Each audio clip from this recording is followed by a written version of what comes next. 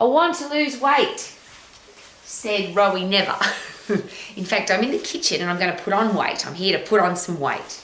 I'm going to drink some water, and as you know, when you drink water, you always weigh heavier because hydration is heavy. Water's heavy. You pick up a log that's been sitting in the lake for a long time, it's a lot heavier than a dry piece of wood. Pretty common sense, yeah? I'm going to eat some fruit. Fruit's carbohydrate, and every gram of carbohydrate holds 3 grams of water. So when you eat carbohydrate, you're going to be heavier. But does that mean that you're going to be fatter? Does that mean you're going to be sicker, weaker, diseased and depressed? Of course not. You're just living your life.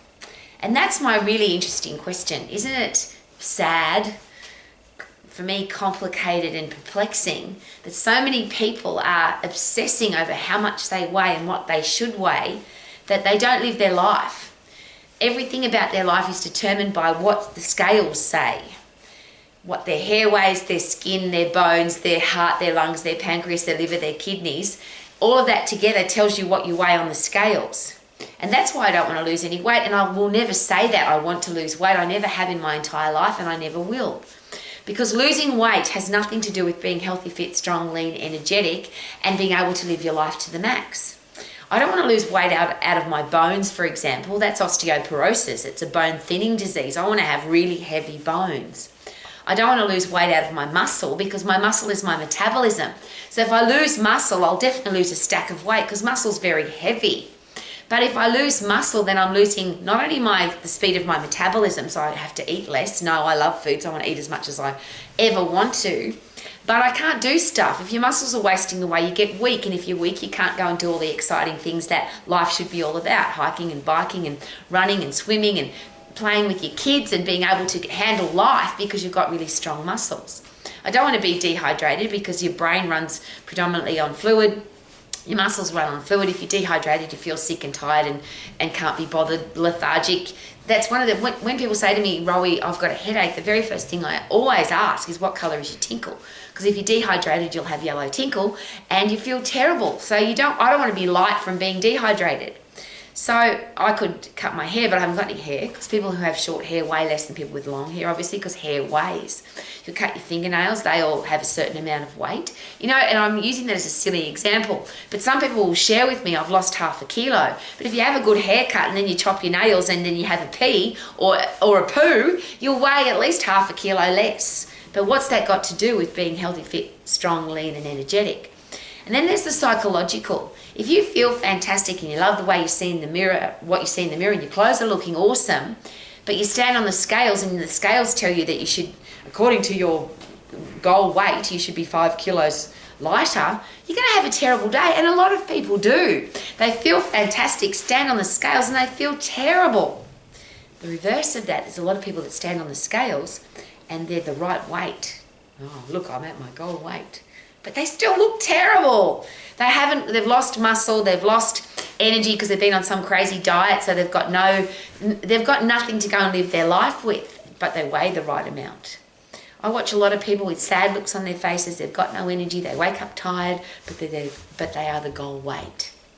Where did this even come from? When did we decide as human beings that we should weigh our body?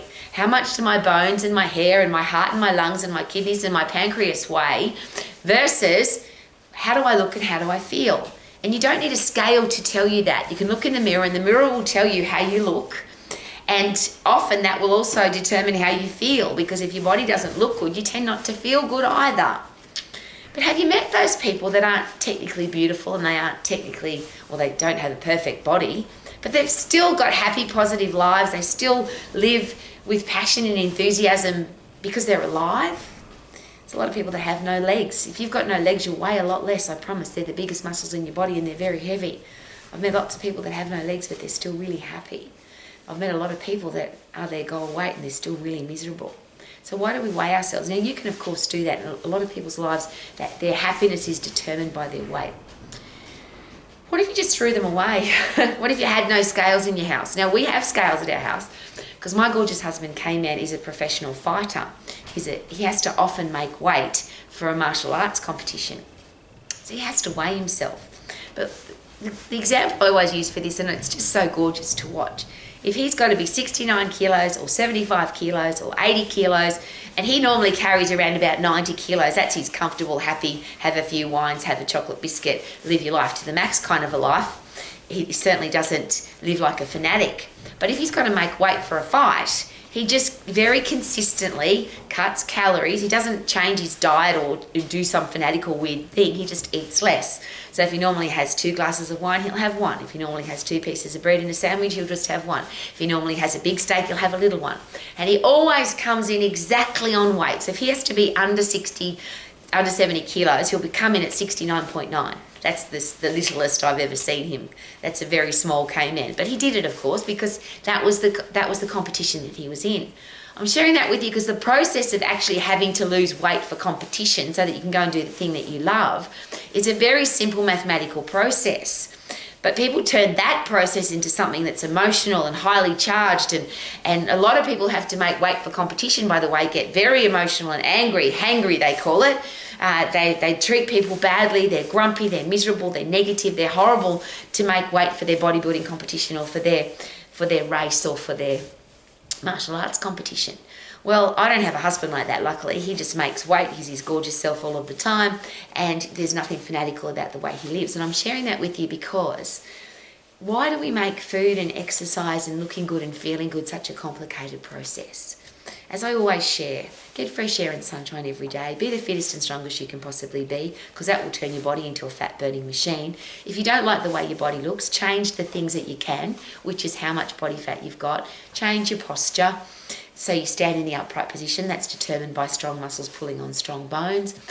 Strong bones means you don't get sick because your immune system's built inside your bones, because sick people always look horrible.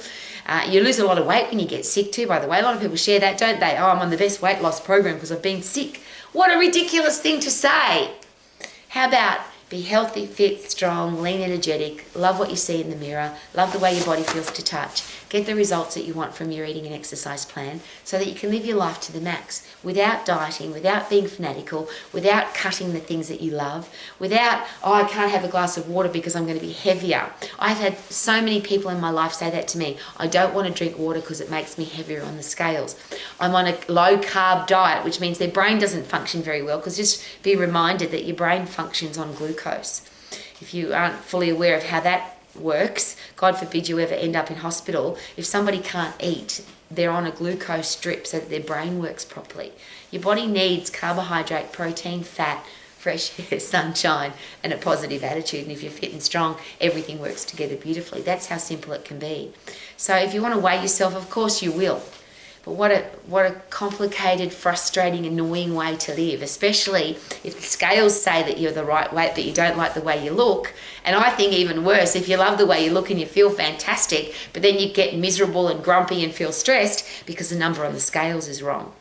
So how about live your life to the max in the simple, most uncomplicated, fun way possible?